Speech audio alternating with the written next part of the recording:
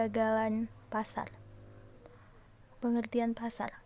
Pasar adalah sumber informasi mengenai pilihan barang dan jasa yang dapat dilakukan masyarakat. Makin banyak pilihan, maka kesejahteraan masyarakat makin baik. Pasar idealnya berfungsi sebagai alat efisiensi ekonomi nasional melalui persaingan yang sehat untuk peningkatan kesejahteraan publik. Kegagalan pasar.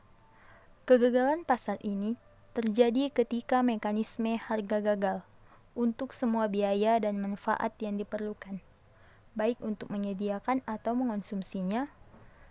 Sebelum kegagalan pasar, penawaran dan permintaan dalam pasar tidak menghasilkan jumlah barang di mana harga mencerminkan manfaat terhadap konsumsi.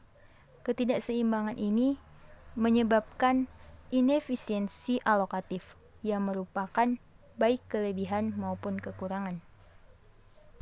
Terdapat 6 faktor penyebab kegagalan pasar, yaitu 1.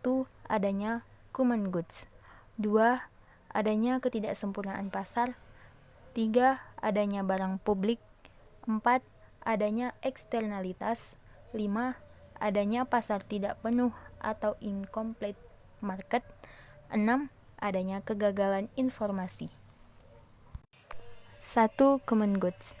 Maksud dari common goods ini adalah di mana hak kepemilikan setiap individu bisa mengecualikan orang lain untuk memanfaatkan barang tersebut.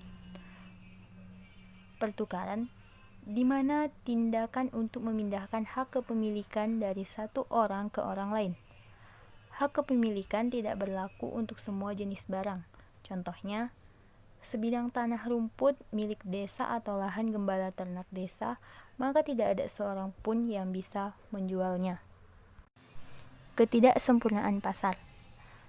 Maksud dari ketidaksempurnaan pasar atau distorsi ekonomi adalah yang membuat kondisi ekonomi tidak efisien sehingga mengganggu agen ekonomi dalam memaksimalkan kesejahteraan sosial dalam rangka memaksimalkan kesejahteraan mereka sendiri.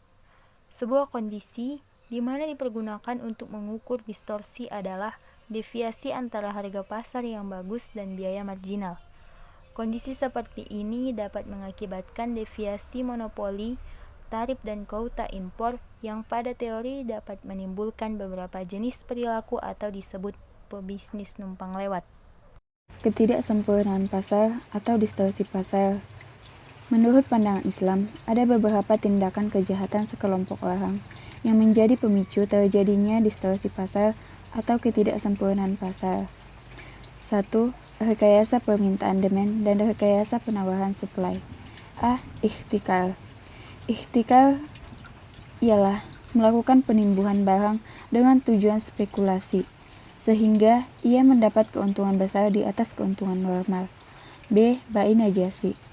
Bai najasi yaitu sebuah praktek dagang di mana seseorang pura-pura menawar harga barang yang didagangkan dengan tujuan untuk menaikkan harga agar orang lain bersedia membeli dengan harga itu. 2. Penipuan atau tadlis. 3. Taghir, keraguan atau ketidakpastian. 3. Barang publik.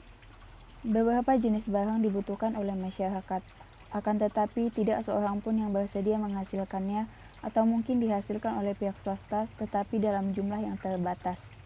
Misalnya, sekolah, jalan raya, udara, pertahanan nasional, dan lain-lain. Jenis barang tersebut dinamakan barang publik murni yang mempunyai 2 karakteristik utama, yaitu penggunaannya tidak bersaing dan tidak ada pengecualian. Oleh karena pihak swasta tidak mau menghasilkan barang publik murni, maka pemerintah yang harus menghasilkannya agar kesejahteraan masyarakat dapat ditingkatkan.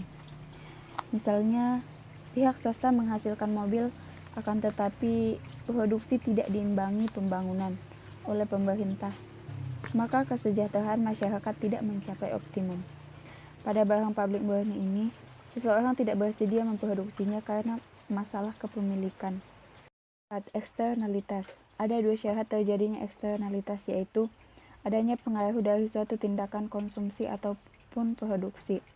2. Tidak adanya kompensasi yang dibayarkan atau diterima. Dalam perekonomian, terdapat 4 kemungkinan eksternalitas, yaitu 1. Konsumen adalah tindakan seorang konsumen yang menimbulkan eksternalitas bagi konsumen lain. 2.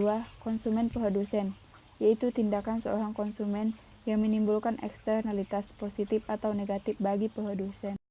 3. Produsen konsumen, contohnya pabrik yang menyebabkan polusi sungai, sehingga mengganggu penduduk yang menggunakan air sungai tersebut. 4.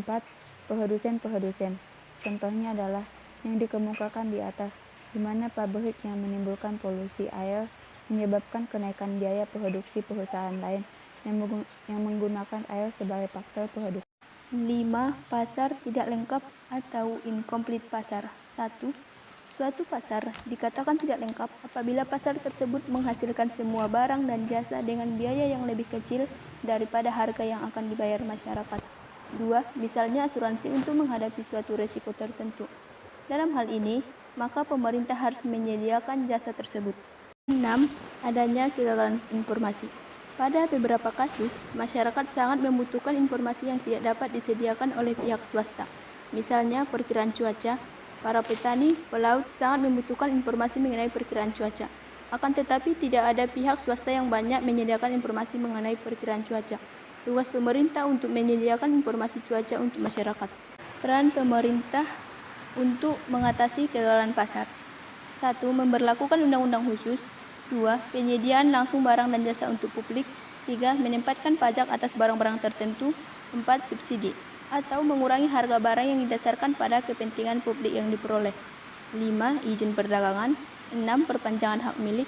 7. Iklan untuk mendorong atau menghambat konsumsi. 8. Kerjasama internasional antar pemerintah. Jadi, kesimpulannya, kegagalan pasar merupakan kondisi di mana terjadi ketimpangan atau tidak ada respon dari pasar yang menyebabkan kelebihan permintaan dan penawaran.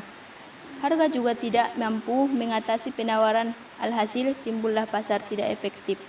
Ketidakpastian ekonomi dan resiko bermula dari asumsi pada teori ekonomi mikro klasik, yaitu asumsi yang berkembang di masyarakat tentang pasar persaingan sempurna di mana pemerintah tidak usah ikut.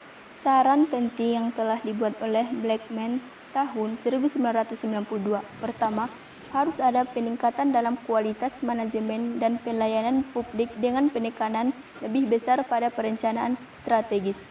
Kedua, dalam peralatan publik dan jasa produktif lainnya, efisiensi dapat ditingkatkan dengan mengurangi campur tangan manajemen politik dalam sehari-hari.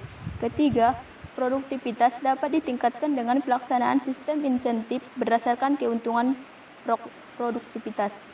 Pada akhirnya, sektor publik perlu meningkatkan sistem informasi untuk memastikan bahwa informasi yang relevan diumpankan ke manajer untuk meningkatkan pengambilan keputusan.